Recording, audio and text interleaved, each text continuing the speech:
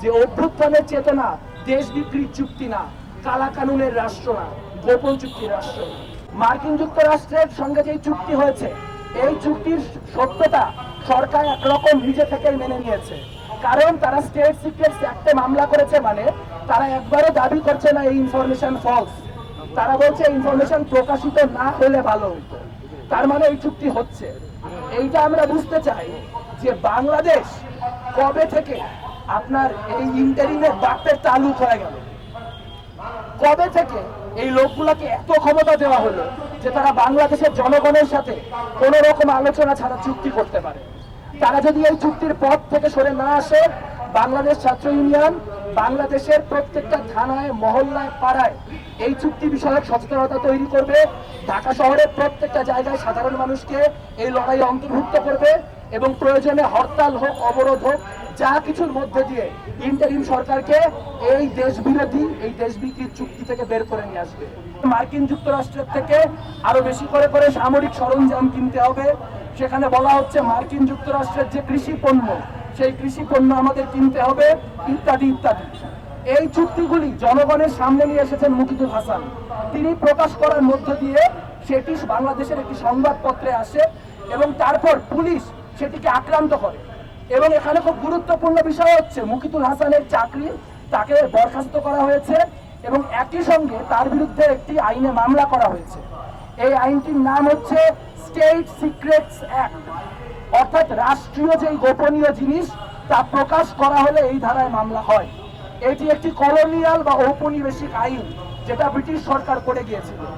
উনারা মুখে এত বড় বড় বুলি মারেন, উনারা নতুন বাংলাদেশের কথা বলেন, উনারা উপনিবেশ বা বিরোধিতার কথা বলেন, কিন্তু সেই ঔপনিবেশিক একটি মামলায়, ঔপনিবেশিক একটি ধারায় আজ মুকিদুল হাসানের বিরুদ্ধে মামলা করা হয়েছে এবং সেইটা তাকে যে কোনো মুহূর্তে গ্রেফতার করা হতে পারে।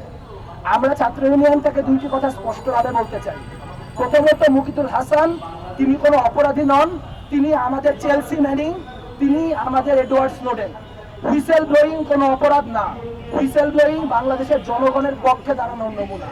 কাজেই মুকিদুল হাসানের উপর যদি কোনো আক্রমণ নেমে আসে, বাংলাদেশের জনগণ চুপ করে বসে থাকবে না।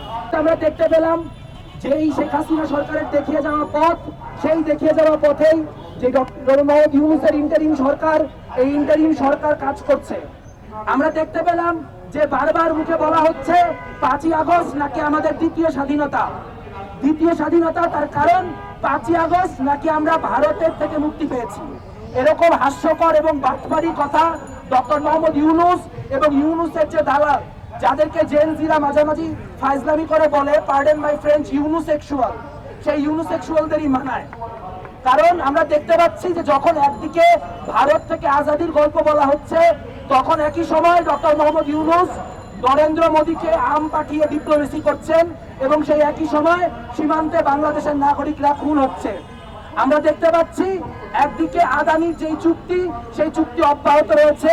আমরা এতগুলা বড় বড় কথা বলার পর আগের মতোই ক্যাপাসিটি চার্জ দিয়ে আদানির থেকে বিদ্যুৎ গ্রহণ করছি। আমরা দেখতে পাচ্ছি রামপাল বিদ্যুৎ কেন্দ্রের কথা সরকারের তরফ থেকে একবারও উচ্চারিত হচ্ছে না, অথচ সেই সরকার যারা পরিবেশ রক্ষার দোহাই দিয়ে আপনার সেন্ট মার্টিনের জনগণকে তাদের জীবিকাকে হুমকির মুখে ফেলে দিচ্ছেন। কিন্তু সেই সরকারি পৃথিবীর বৃহত্তম ম্যানগ্রোভ ফরেস্টে একটা রামপাল বিদ্যুৎ কেন্দ্রের যে চুক্তি, সেই চুক্তির মতো চুক্তি হয়ে গেল, সেই চুক্তি নিয়ে একটা শব্দ উচ্চারণ করছে না।